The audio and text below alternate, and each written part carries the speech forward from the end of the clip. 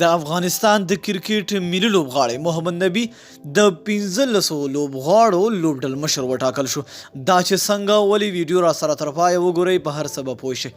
ګرانو زړه ته رانږدې مینوالو یو ځل بیا مو په سلامونو هرکلی کوم. د بنګلادیش سوداګریز لیګ د 7 افغان لوبغاړو په شتون کې 7 ورځې وروسته د ډسمبر په 11مه نیټه د 7 لوبډلو په ګډون پیلیږي.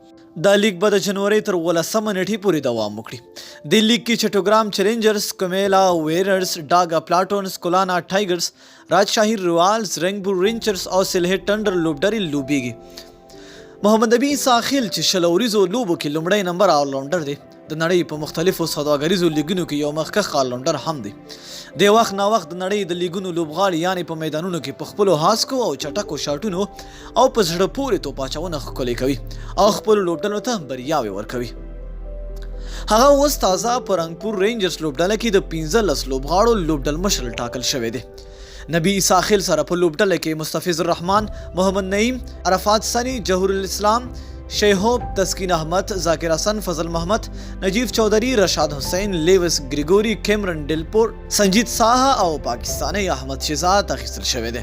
یاد دی وی چې را روان بي پي ایل کې نور شپږ افغان لوبغاړي هم شامل دي. رحمان الله ګربز او نجیب الله صدران بیا په کولانا ټایګرز لوبډله کې، مجيب الرحمن په کومیلا ویریرز لوبډله کې، حضرت الله عزازي په راجشاهي رویالز لوبډله کې، شفیق الله شفق او نوین الحق په سلهټ ټنډر لوبډله کې اخیستل شوی دي.